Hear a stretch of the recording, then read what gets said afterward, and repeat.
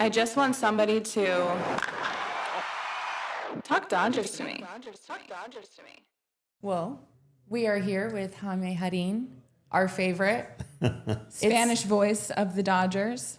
I like the way you pronounce my last name. Jarrin. Jarrin, yes, wonderful. Thank Welcome Sounds to great. Talk Dodgers to me. Thank you for coming on. Thank you. What a title. Beautiful. It's fantastic. I'm very pleased to be with you here. We're I'd always rather so be happy. here with these beautiful girls than outside. Oh, I'm sorry. Yeah, where it's heating up out there. It's going to be heat. Yeah. Well, we are at Legends Attic in Claremont today for an event with Joe Davis, Jaime, Rick Monday, Peter O'Malley, I believe, is coming, and we have ESPN outside. Yeah, it's so a party. This is going to be a great day. I know. Not to mention we play the Yankees later. Oh, I am know. so impressed with this. You know, I have been here several times, but every time that I come here, I really enjoy looking at all the artwork. It's fantastic. Mm-hmm. It's fantastic. I know. They've really continued to grow and put this together. And you're right. Over the course of just from last year till now, Yes, it's grown yes. so much. Yeah, I know. they are celebrating the first anniversary. Wonderful. That's great. I'm so glad for Orel, especially because he is outstanding. He is unbelievable. He was a fantastic pitcher, but as a person, he is really, really a true gentleman. I love Yeah. him. We're very lucky to have their support behind our podcast and giving us opportunities like this right now to sit here with you. The last time we saw you, we were at your golf tournament. That is something you do every year for your charity, right? Well, we're going to have the gala at Dodger Stadium. I think it's going to be August 19th. August 19th. Yeah, Yes. I know. The So wine look, night. I hope you make it. I I hope we can. I hope we Okay. are invited. I will be sure that Jorge invites you to be Oh, there. good. Yeah, Okay. Yes, will be I fantastic. talk to your grandson a lot on Instagram. Stefan? Stefan. He's Yes. so nice. I am going with Stefan to Ecuador next week. Oh. Next Tuesday. Yeah, he Yeah, has he's an going on business, and I'm going to see my family over there. So Oh, that's taking awesome. advantage of his business and going with him. Yeah, I'm sure he's gearing up for World Cup, who's coming to 26 next year. Yes, we're going to watch a game in Guayaquil on June 5th. We will be between Ecuador and Brazil, qualifying for the World Cup. Oh, wow. So it will be exciting. My mom was born in Argentina, so Oh, really? I've always had a really good team to root for. I have great experiences of Buenos Aires. That's one of the cities that I love it. I Yeah. love Buenos Aires. It's a fantastic city. It's a combination of New York and Paris on a small scale. Right? I say the same thing. And when I first went, I'm like, this is kind of like a clean Chicago, but like European. Yes, It's got a it lot. is. Yeah, it's It is. beautiful. It is. Yeah. What's really cool when we got to sit down with you and talk, I had no idea that when you started, you didn't really know baseball at all. Well, yes, and beside that, but I have been before on the microphone. I was for 71 years in a row, no interruptions. Wow. I started when I was 16 years old, 1951, at a radio station in Ecuador, and since that day, I have continued being in front of a microphone. I have worked on television also, but let me tell you, radio is my bag. Radio is the thing that I feel very comfortable, and I am a radio man. 71 years in a row until 2 years ago when I decided to leave the microphone. Yeah. How's the transition? It's off? fine. Funny thing, I don't miss the game itself. I did almost 15,000 games, probably, that's why. I don't miss the game. I miss Dodger Stadium. I miss my colleagues because I used to go there and welcome all the colleagues that come from other cities, and so they can feel at home at Dodger Stadium. And I miss them, and I miss the people around there and the press box. Usually, when I come to the Dodger Stadium now, I go to the field and I go to the clubhouse, say hello to the ball players. Then I go upstairs to the press box to see the people that used to work there. And I like to see the writers also because they were so nice with me. They wrote beautiful pieces about me in Spanish and English. So I like to go there, and they like to see me also. So it's mutual. Yeah. So I enjoy being there at the press box. Then I stay for 5-6 innings and go home. Usually 2 hours after the game was over because of the exit. It's so difficult from Dodger Stadium, and so I used to do a post game for about 20 minutes. So I did a post game. Then I had to stay for about hour and a half in order to go home easily. Wow. That's probably why you're like, 5 innings, I'm out. I know. And I never got tired of doing. I could have done 2 games a day for 7 days a week. I love the game. I love my work. And probably my longevity with the Dodgers was because I love the game. 3 main reasons why I have lasted so long, 64 years. The first is I fall in love with the game. Considering, as you mentioned, that before coming to the United States in 1955, I had never seen a baseball game in my life because in Quito, where I come from, they don't play baseball at all. In Guayaquil, they play some baseball, especially now with so many Venezuelans there, they are playing baseball now. But in Quito, zero. Never saw a baseball, never saw a bat, never, until it came to the United States in 1955. Funny thing, I arrived into the United States the same day Sandy Koufax pitched his first game in the Major Leagues. Oh my gosh. June 24, 1955. Wow. So baseball was telling me something, I think. It was meant to be.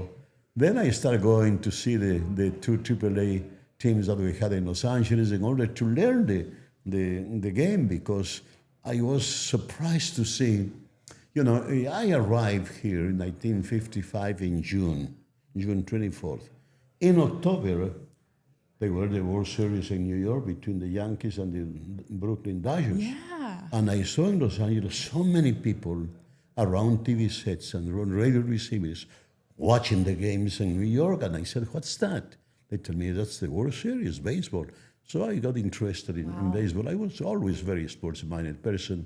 So I started going to the Wrigley Field.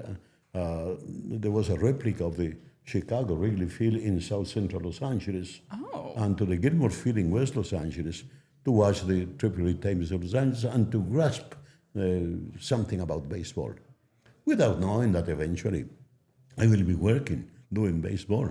3 years later, the Dodgers came from Brooklyn to Los Angeles. The radio station where I was working as a news and sports director got the rights to do the games in Spanish. And they asked me to be one of the 2 announcers, and that was the beginning. Yeah. That was the beginning. So I devoted the 1958 to listen every single game on radio. Vin Scully was so nice with me. He gave me some recordings to listen, and he gave me some advice. And I was going to AAA teams before the Dodgers came west, and that's how we started. Wow. We always say how baseball is bigger than the game and what it does for people and the connection, and how it's a safe place, and it's a place to be happy, and it's a place to escape, and it's a place to, really feel like a home away from the noise. And in Los Angeles, having Dodger Stadium, is a great place, so clean, so attractive, so beautiful, really, really. That's why thousands of people are coming, taking tours of Dodger Stadium, because really the stadium is a place to see and a place to be. And I was so lucky to be working for the Dodgers. One of the reasons why I stayed so long with the Dodgers is the fact that the Dodgers always respected the Latino community. And the Latino fan base of the Dodgers is the envy of every organization. Why? Because the Dodgers really cultivated the Latino community, the Latino fan base. And so it has been great. For me, a great ride, a great experience, and I count really my blessings, and being there for so long, it has been great. Wow. Yeah. So you started in 1955, which is the year that they won. No, 55. They won a World Series in New York. Yes, and so I saw so many people in Los Angeles watching those games and listening to those games that I said, "What's that? What's that? What's that?" And that must be great. And without knowing that eventually I will be doing the games for the Dodgers. And I have to thank the Dodgers for giving me the opportunity, because I am a very special case, really, because I have never seen baseball before in my life. Then, when I was with the Dodgers, I had the opportunity to see the best of the best, starting with Willie Mays, Sandy Koufax, Dan Drysdale, Roberto Clemente, Juan Oh my Marichal. gosh, I know the games you've watched, the people you've watched. Yeah. I was just thinking, he It's starts the year best. they win the World Series. We started the podcast last year and we won the World Series. So I hope that we could take a little of that luck. And also my first year, the Dodgers won World Series, 1959, the first one that won in Los Angeles, and the second, considering the one in New York. But it's unbelievable. My first year, went to the World Series. I got a ring, I got a trophy, a replica. It was paradise to me. It was something unbelievable. I have been so lucky, really. I have been so lucky watching all those superstars and also working with the best of the best, the titans of my profession, Vin Scully, Ernie Harwell, Mark Prince, Stanley House, John Miller, you name it. Wow. The best of the best, really. So tell me, now that you've built this legacy, Yes. does your hometown know a little bit more about baseball now? They know a lot because the main papers in Quito and Guayaquil, they have reproduced all the articles I have been reading about me here in the United States. So they know me. Yeah. They know me, and I understand they are anxious to see me. The last time I was there was about 4 years ago, and very few days there. But this time I'm going with my grandson. Stefan is taking me with him, and I am excited to see him working and to see, because I have done my thing in my life, and Jorge, Stefan's father, has done his thing. Yeah. Now it's up to them to. I love to see him being successful, and he's getting very successful in his field. Well, and I noticed, I mean, you've built such a legacy for yourself and what your career is, but, your family, even, the wine night, I saw the banner, it has your two grandsons kind of in the corner, and it's like you've passed on this legacy, and I can tell your family's all there with you to continue, and they're each in their own way. Yeah. And that's so beautiful amongst what you've already done, the way you pour back into others. Yeah, that's why I'm looking forward to go there with Stefan and see how he does. Yeah. He's doing wonderful. He's doing great. Fantastic. I'm so proud of him. So proud of him. The same thing I was proud of my son Jorge. And one of the blessings that I have had is to have Jorge working with me for several years at Dodger Stadium. And being on the road, especially, having lunch with him every day, having dinner at the ballpark with Jorge, and it was really a blessing for me. Yeah. I have been so blessed that I don't have enough words to thank this country. United States is the best country. We have some problems here, of course, but still, I have been all over the world, practically. I have all over the world, but always counting the days when I have to come back to the country here. I agree. Can you tell us a little bit about the charity organization you started in your wife's name? Yes. My wife passed away about 6 years ago during spring training in Arizona. And my two sons, Jorge and Mauricio, they thought that how can we keep the image and the name of Blanca, because she was a very special person, not only helping me to stay in baseball, because the funny thing is that she didn't care much about baseball, but still she never complained about my work, having me away from home so much. Because I was doing all the games and on the road with the guys. I was doing boxing also. So I was away from home a lot, but she never complained at all. She never complained. And she was so generous So they decided to keep the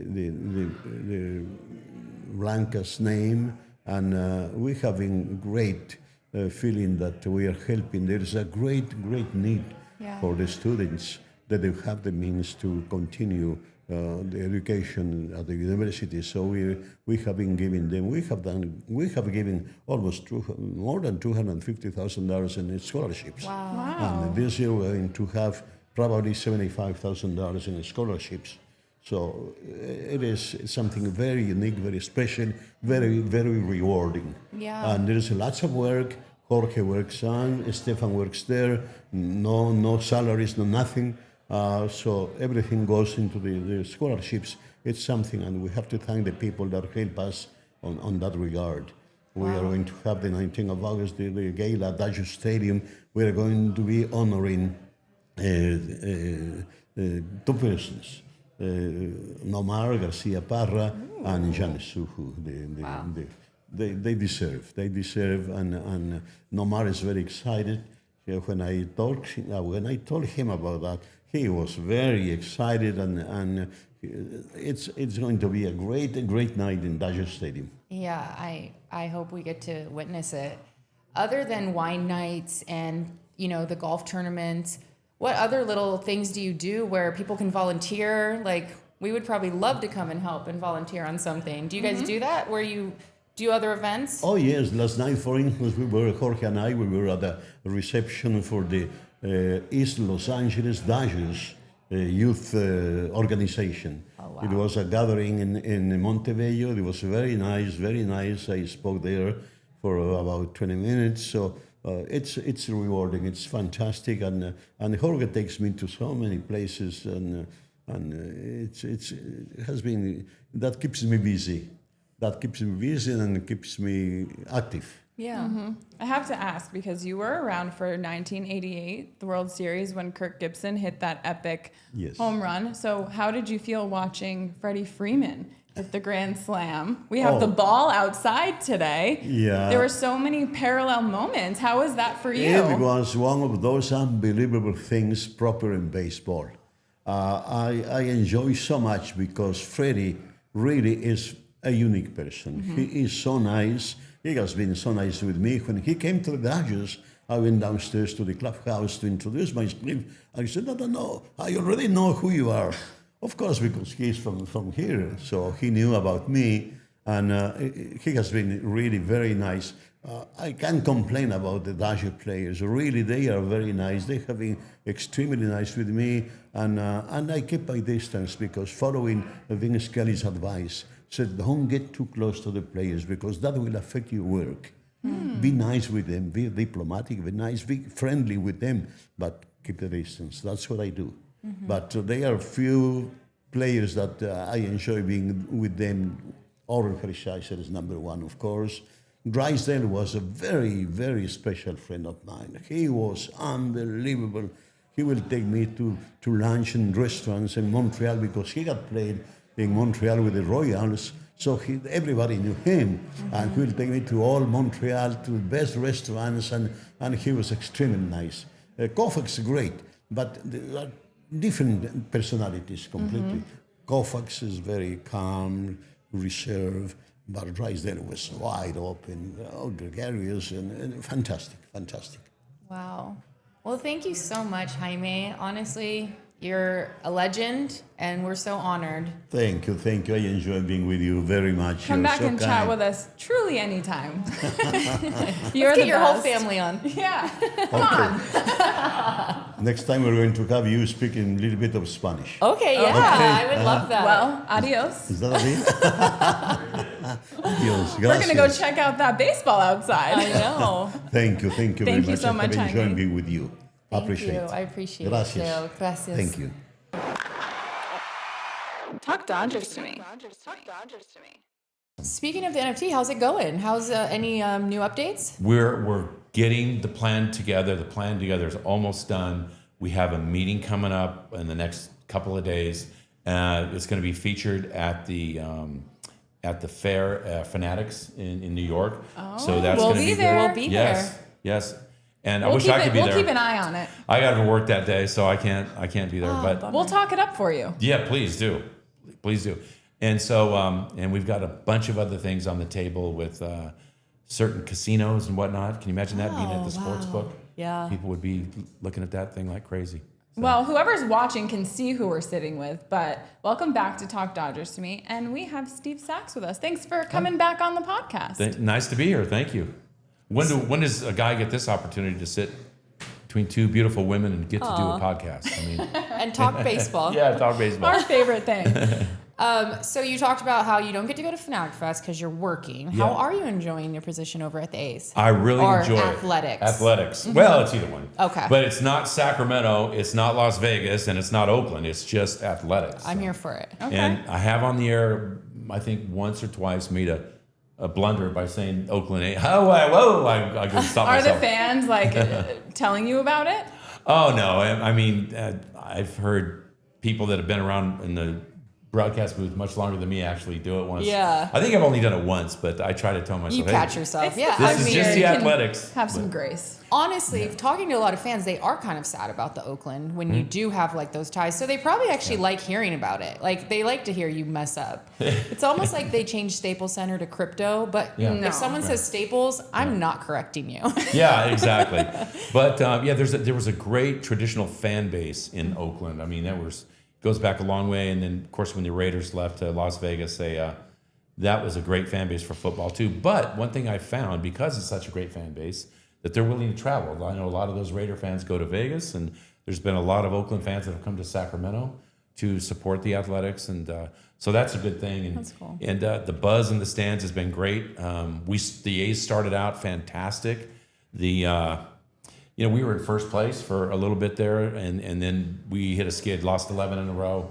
Still kind of trying to find our way back. We won a few here and there, but it's been, after a while, the war of attrition just really does wear on your pitching staff, and that's where we know it. That's where they're showing it. Yeah, you guys have seen it too, but Yeah. you have a little bit more Depth. a little bit more depth. Yeah. It's funny. My boyfriend Marcel, his niece is engaged to Joey Estes, Oh, and yeah. he came up and pitched for a while. I did. think he went back down for right now, but He did. hopefully- Joey's from LA, and I had a good time. I spent some time with Joey. I'm hoping he can get back up. I think he will. Yeah, I think he will. There's going to be an opportunity there for him, I like his outlook. His mentality is really strong, and he's got some good stuff. So once he figures it out a little better, he'll be back. Yeah, I really like Joey Estes. Yeah, we're really proud of him. Yeah, Yeah. should Well, be. we were impressed with the A's when they just came to Dodger Stadium.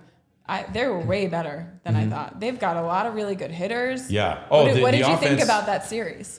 Well, I mean, there's no doubt the team has got really some offensive prowess there. There's no question about it. Jacob Wilson, our shortstop, who's from Thousand Oaks, by the way, I would say right now he's going to be the rookie of the year. Really? A third of the season already gone. They did a vote on 34 of the 60-some people that vote on the rookie of the year, and he got 31 of 34 first place votes. He's way ahead, and it's not even close about who's going to be the rookie of the year based on the prospects. I mean, he's leading the offensive categories in just about every one. OPS, slugging percentage, home runs, hits, batting average. He's second in hits in the American League next to Aaron Judge. He's second to Aaron Judge in batting average. I mean, he's hitting around 340, 350, and So and keep he's a lookout. He's a real I know, deal. we'll be playing this clip if you're right. Yeah, he's a real deal. I'm guaranteed. I kind of have a soft spot for Lawrence Butler right now. Yeah. Because he came out and said that Dodger Stadium was his favorite place to play. He said that when he heard the Freddie chants Yeah. from the fans, he felt like he was in a movie. Oh, that's great. Lawrence is a great kid. He just signed a 7-year deal with the Athletics, and he is going to be a very, very good player. He's still finding his way as well, but they believe that he's going to be part of this big future for the A's, and so they signed him to that deal, and I think it's good for both sides. I think Lawrence is going to be a very, very good player. He's got tons of talent, and when he becomes the best he can be, I mean, watch out. He's going to be an all-star, I think. Yeah. Well, this is a Dodgers podcast, and in anticipation for today and meeting Peter O'Malley, we learned a lot about Dodgertown. Yeah. And I wanted to hear about it from you. Dodgertown, that in Vero Beach, Florida, used to be a barracks, an army barracks, and I believe the Dodgers purchased that barracks for them after World War II, and the Dodgers started having their spring training there. And it was a great place for spring training because there was nothing else basically to do there except play baseball, which is kind of good. Your focus was pretty much on playing baseball. But I always love spring training because it's just such a time of renewment. It's a time where the weather's changed now because you're in Florida. Depending where you come from, it's and you got a fresh start to the season. Everybody's anticipating such great things. Yeah. The positivity out there is everywhere. So I always loved it there. And Vero Beach was amazing because the fans liked it because the players were very accessible to them. You just walk around and the fans could come up to you. There wasn't a lot of guards keeping you away from you. You were just part of the community, cool. Like the fans. And they parked their cars to come to the stadium, Holman Stadium, like on the practice fields. I mean, it was just like a throwback, Could you imagine? Yeah. We went to spring training in Arizona this season, and I was just thinking, if we were to go to spring training there at Dodgertown and just the feel that you would have for the history that went on there. I mean, Jackie Robinson was the first person to hit a home run in a game there on that field, and just the players and the talent development that happened there. I know. The talent development, when you talk about what the Dodgers have done, in this organization. Oh my gosh. They've been really the epitome of breeding that talent with all the rookies of the year that they have. Because when you come to LA and when you come to the Dodgers in the big leagues, you are expected to be, a difference maker. You're not expected to be, I'm still in the learning part of what I did in the minor leagues. No, you come up here, there's expectations, and that's why they have so many rookies of the year. And for players, is it fun being under that kind of regime, or is it suffocating, or is it kind of the structure and the discipline nice? Because to have a culture like that, I mean, you have to be strict and you have to make sure. And so does it make you thrive to, almost become a better man? And just, you guys are young and, you're just... No question. First of all, you signed up for the job. So you are expected to toe the line. Nobody likes excuses. Nobody wants to hear it. And when you grow up in a strict environment, you grow up with a lot more confidence because you know that there's people that expect a lot of you because they care about you. If nobody cared what time you came in at night when you were a teenager, wouldn't that feel like your parents really didn't really care about you? Or when you grow up in a family with expectations and guidelines, then they grow up very confident. And that's kind of what they breed in the Dodger organization. There's guidelines and there's expectations. Yeah. No, that's beautiful. So I liked it. I think it was great. And when I came up, I was in a winning team, guys like Rick Monday, who's here today, and a team that had been to the World Series, and they expect to win. And I had guys like that, and Steve Garvey and Dusty Baker that were always there to help you. And it was great. I couldn't have come into a better atmosphere. Oral had just connected us with Claire, who was one of the first women in the East Coast Claire Smith talking MLB, and she had such a beautiful story about Steve Garvey, and just makes me so proud because I feel about that team now. It's like I really think they're good men, and they stand up for the right things, and it was just, it's nice to hear because you hear that still today, and it's got to be what the organization does and the culture they build. That's right. Yeah. Culture is so important. And that culture was started a long, long time ago when the team was in Brooklyn. It didn't just start in LA. This is a long, long tradition of culture that's I believe very much the same today. I'm not on the field with the guys, but I can see it. I can feel it when you watch the games. The culture is huge. And you see this with other teams like St. Louis and the Atlanta Braves. And, our team, the Athletics, have won 9 world championships, over the period of time. So there's a lot of teams that have great culture out there, and it matters. Yeah. I'm sure the young players really lean on you to, learn that. Well, when I was a veteran, I mean, that's and that's something that the veteran guys really embrace. They want to share that with them because it was lent on to you by some guys that really towed the line and showed you the way. I remember when I first came up, Garvey and Baker, these guys, they would take me, places to eat. They would take me where to shop, where you could buy your clothes. Hey, come to this place in Atlanta, Friedman Shoes, and you can get all these shoes for these great deals. And I used to come home when I was married, and I would have a suitcase full of shoes. And guys would look at me and say, hey, why do you have 9 pair of ladies' pumps in your suitcase? I said, because I'm going to give them to my wife. Good husband. Good Wow, husband. that's Yeah. nice. So things like that, but it was all showed to me by these veteran guys that were really good. So, Yeah, that's awesome. All right, well, as we wrap up here, since you were a Dodger, and I know you work for the Athletics now, but you think the Dodgers can go back-to-back? Oh, there's no question about it. Of course they can. Being a Good realist answer. on this is this team has had so many injuries in the pitching department. They've had guys that are, have had slower starts than others, like Freddie Freeman's off to an amazing start.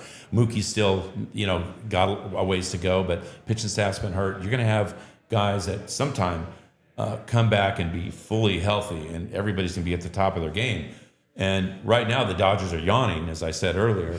And teams They like better wake up today playing the Yankees. but what I'm saying is when they get on full speed, watch Yeah, out, right. Because they're cruising kind of like on, Right? People right keep now. asking us, like, is it weird being a fan? Because they're not really playing their best. Oh, they're not playing There's close a to their best. million injured players. Right. But yet they're still number one. we're And still- yet they're still, it's this We're still weird, winning a like, lot. Now, how would you like to be the Giants or the Diamondbacks?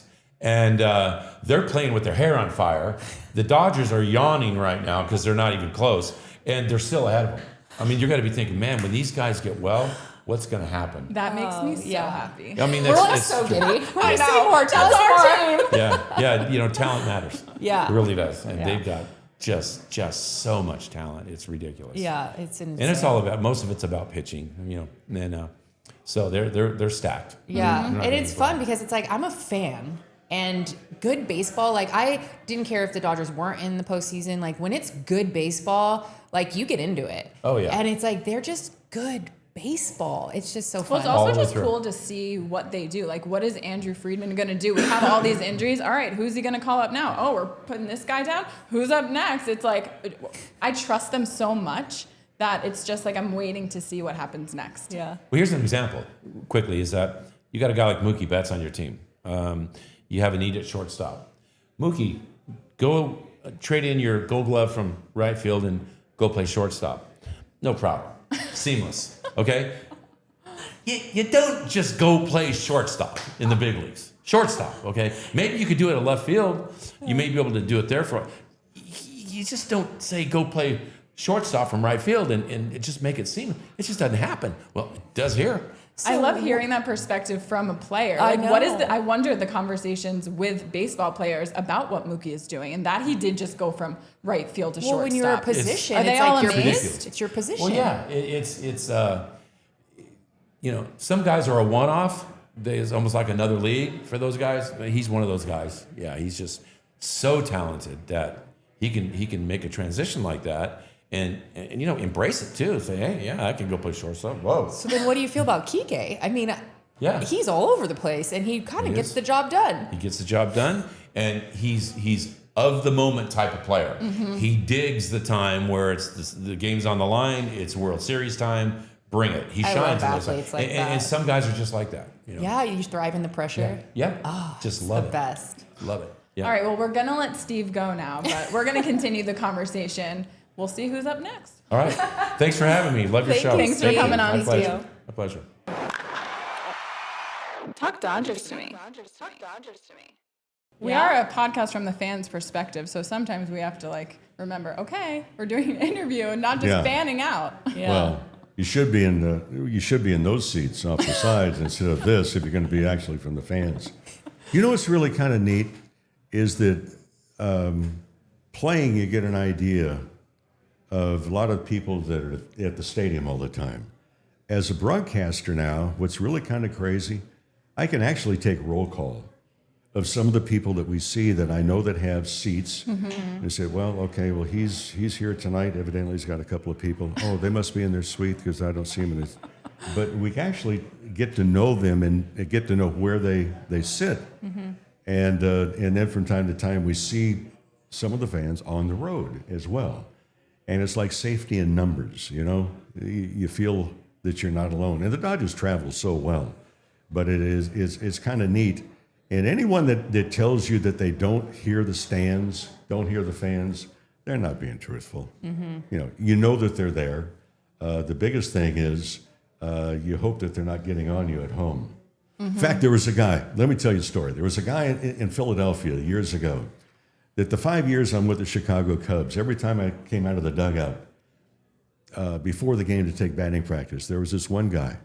He was somewhere behind the visiting third base dugout. I never saw him, and from the moment I come on the field, he's yelling, Monday, you bum, I don't know why you even... So anyway, this goes on for 5 years. I'm with the Cubs. I never turned to look to see who he was. I never turned to look to see where he was. I never said a word, never made a gesture. Now I get traded to the Dodgers. And the first 3 years I'm with the Dodgers, come up, Monday, you bum, why on earth did they even acquire you? So it goes on and it goes on and it goes on. I normally hit pretty well in Philadelphia for whatever reason. And one night I'm getting ready for batting practice and I come up and I'm saying, okay, get ready for this guy. And again, I've never even turned around to look to see where he was. I come out of the dugout, silence. I don't hear a word. And I had a crummy game that night. I played poorly. The next night, I come out for batting practice. I get to the top. Monday, you bum. I went, that's it. For the first time ever, 8 years, I've been listening to this guy. I turn around and I see him for the very first time. He's in the first row right behind the visiting dugout. And I went, where in the hell were you last night? And he looked at me and goes, well, my daughter graduated from high school. And I said, well, I had a crummy game. I've been listening to you for 8 years. I've never turned. Don't you ever do that again. And the guy looked at me. He didn't know what to do. So when the game starts, I come out of the dugout and he goes, hey, come on, Rick. But 8 years I listened to guys. So if anybody tells you that they don't know what's going on with the people in the crowd, they're full of baloney. So for 8 years, did he match what you envisioned he was? No. Actually, it turned out that thereafter, when we went in, this guy was there again, and I actually had conversations with him. He was delightful. Found out his daughter was going to college, after that particular year. So you don't know what's going to happen, but you hear things from time to time that are said from the stands, and especially if it's not a big crowd or if it's early. Occasionally you hear something that's actually funny. Most of the time it's rhetoric that you've heard before, and you're probably going to hear it again. But don't ever undersell the fans and what they really contribute one way or another to what happens on the field or around it.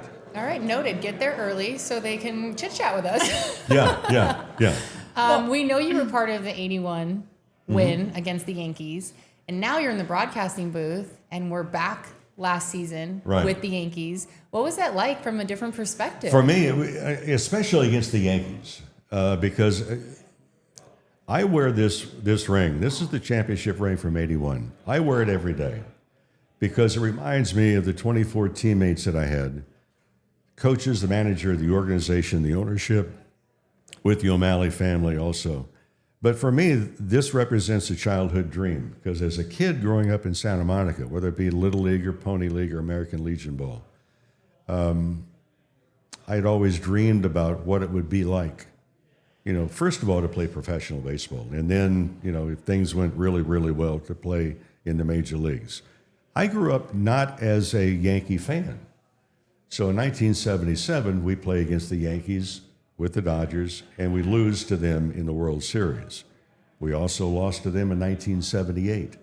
So when we had a chance to go back in 1981, before we played the final game against the Expos in Montreal, we knew that the Yankees had clinched the American League Championship. So we were going to play, either us or the Expos were going to play the Yankees in the World Series. And the World Series is going to start the next night. So it was added incentive for us. So when they got to play the Yankees this past year in the World Series, for me, it was like revisiting the past. And the angst of not winning for 2 years and then finally winning, and it's Dodgers and Yankees. And I've always said, you could have a tiddlywinks contest with New York and LA, and people would be interested in seeing it. So, and then you look at a world championship. I mean, they don't come along that often. And to be able to go into the world championship, I was able to kind of relive my past through last year's championship team to a certain extent of the Yankees. Same uniform, different ballpark, but still the same results. And from an organization standpoint, regardless of where you are, whether you're a player, coach, or you're in sales tickets, usher, whatever it might be, there is an expectation to win. And to see it come full circle last year again is really, really something, because it doesn't come around that often. Mm-hmm. I mean, as a fan, I was born in '88, and I love the game, and so even if it wasn't the Dodgers, like October baseball is good baseball, Exactly. and it's amazing. It's a different animal. Yeah. Postseason play is a totally different animal. Oh, You play yeah. 162 games to basically go through the ringer, and that being postseason, if your team is good enough to go into postseason play, because all bets are off. And to go through it, I mean, you go back to 1981. It was a strike-shortened season, so we had the playoff against the Astros. We lost the first two games, and one of them was a walk-off home run in extra innings. The other was a walk-off base hit. We were down 2-0 in a best-of-3. So we were able to come back. Then we played the Expos, and we have to win each of the last two games in order to get to the World Series. Well, we overcame that. What happened? We get to the World Series, and we lose the first two games against the Yankees. That's where you find out the inner strength of that guy next to you that you've been with probably more than you've been with your family for the entire season. But to finally get to the big dance, as Time was sort of was talking about it, then finally be able to win a world championship, it's special. It's special for the players, the organization, for fans that follow the team. Again, it is so precious, and it's a fleeting moment. And the guys this year understand what it's like to try and defend, because everybody wants a part of them right now. I said in spring training, the Dodgers are perceived as the Goliath in baseball. Oh, yeah. And everybody wants to be David and slay Goliath. Well, last year, David did not show up. This year, David's gotten a little bit bigger, a little bit stronger, and maybe a little bit smarter. So it's, nothing is guaranteed, but it's been a good start. Yeah, it's been really fun to For watch. whoever's listening, they recognize your voice, but we're sitting here with Rick Monday, former Dodger World Series champ, current broadcaster. We also have the Freddie Freeman ball outside. Yeah. So what was it like for you watching that happen in the broadcast booth? What with I all enjoyed, the what I parallels? enjoyed about seeing the ball today, it's sitting still. When we talked about it, it was traveling at over 100 miles an hour leaving the stadium. So to finally see it encased in sitting still, history is written in a lot of words. Today, history was partially written by a baseball that was sitting there and finally still. It captured the moment, but it was a special moment indeed, where all of a sudden that entire stadium became one.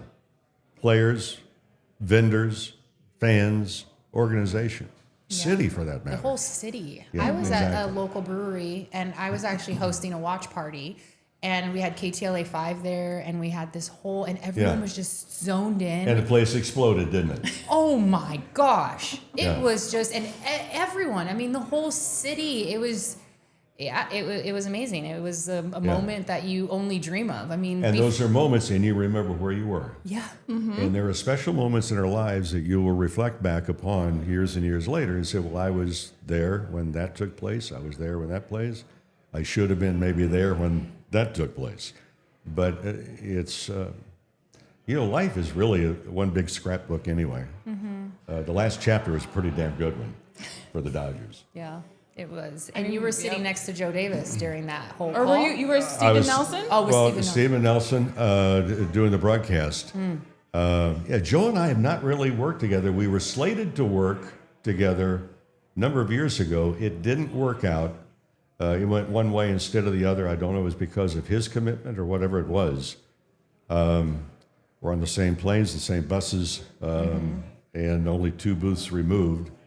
But no, have not really done a ball game together. Oh, okay. I was mistaken. Yeah. But I remember that one of the moments of Steven when he was saying like a grand slam, and it's his like voice this voice cracked. is shaking, and I'm just Yeah. like, it's literally how everyone felt inside. Well, your voice might as well shake at Dodger Stadium, because in those moments, the entire stadium You could shakes. feel it. Oh, Yeah, I mean, imagine. it's like you want to, hey, somebody check the Richter scale. Did we just have an earthquake? Because that's what it feels like. I mean, it Wow. becomes rock and roll. Yeah. Well, that's amazing. Well, we're going into a series against the Yankees tonight. How Really, are I hadn't you- noticed. Yeah. How are you feeling about our current team and this matchup? I think, first of all, need to get some people healthy. That's going to take some time. The Western Division of the National League, in my opinion, is the best division, most competitive. Definitely. If you look at San Diego wants a part of the Dodgers Oh, yeah. because of the disappointment last year. The Giants, I think, right now are the surprise team. Maybe not in baseball, but in the Western Division They're back because in the they've held on. conversation. Arizona, if they can get their act together, there's going to make some noise in the Western Division. The Rockies, they're waiting to hear the anthem perform next year. That's about it. I know. But they can be the spoiler. So you find out what's going to happen. I like the Dodgers from a talent standpoint. I like them from the internal makeup that they have on top of it, and the fact they're coming off a World Series, but they're hungry. Yeah. They're hungry to want to repeat because they don't want to give up the trophy. Yeah. I mean, you're around them. Do you see do you still see the fire in them that they I had last season? I see the fire in them. I don't have to be in the locker room, but I'll be the first one to say is that even after playing and having been in locker rooms and dugouts for 19 years at the major league level, and even though I'm with the team on an everyday basis, you don't truly know the team unless you're in that locker room and unless you're in the dugout during a game and understand what's going on. But from my observation, this is a team that's equipped not only talent-wise, I think it's equipped also from an emotional standpoint and the fact they don't want to be standing as the runner-up. And that's a pretty good motivation. I think part of it is fear of failure. Yeah, absolutely. That teams have. And I think that's a wonderful motivation for all of us because we all have fears. We all wonder going into something what we're going to be doing. The deal is to understand is that you're there for a reason. Evidently, you've either qualified or you've got the opportunity and make the most of it. Yeah. Well, Rick, we thank you for making time. We just came off of Memorial Day weekend, so thank you for Yeah. your service and thank you for that amazing you. play when it came to the American flag. And by the way, if you're running the guy in Philadelphia, tell him that I'm still irritated about the 8 years, but I'm glad I found out that his daughter graduated from college on top of it. So if you're out there, thanks for the motivation all the time. Thank you so much, Thank you, Rick. ladies. Thank Thank you. you. And go Dodgers. Go Dodgers.